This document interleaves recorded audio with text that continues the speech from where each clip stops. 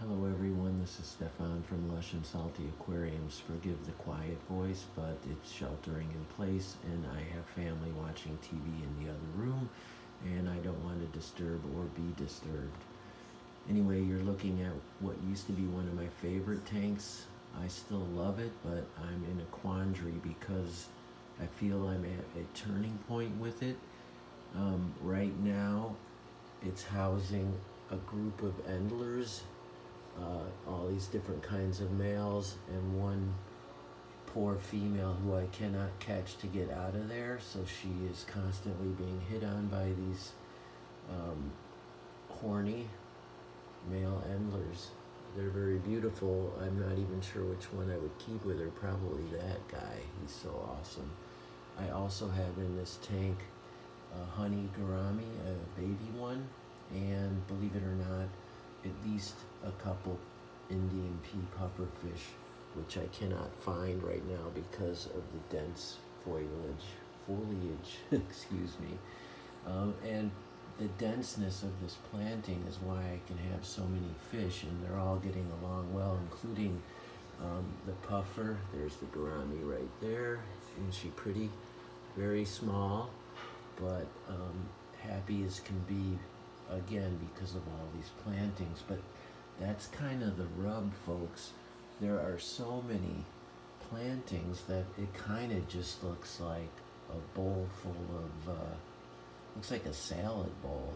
So I'm thinking I need to either do a heavy trim or rescape this, because you can't even see the great piece of Java stone that's there that has some Anubias petite growing on it.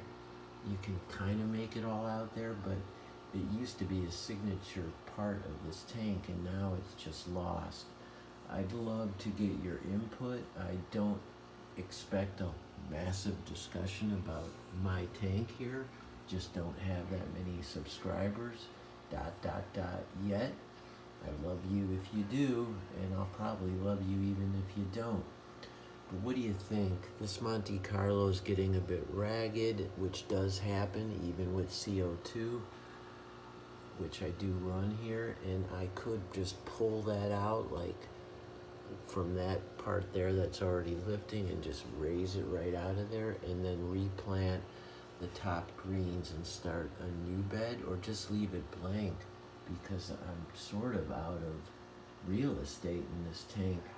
And maybe that's why these clown killies, which I bought for this tank, are constantly hard to find and hard to observe, which is one of the reasons I kind of think it's a fail.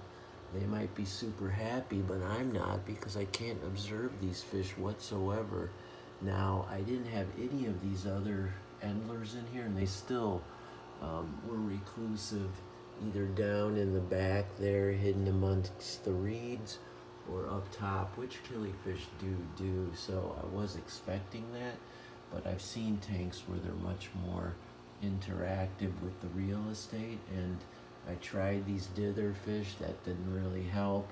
I wasn't holding my breath on that one, but so I'm thinking, do I keep the guppies or stick with the clown killies? There's about 8 of them in here. There's nothing I can do about the pea puffers. They're in there, and it is what they is. But do we like this jungle effect? I mean, I like it, but could I get it back to its roots, so to speak, and maybe get it a little bit more clean in terms of its aquascape? I'm not sure, but if you see another video on this tank, it's either going to be more of the same or radically different.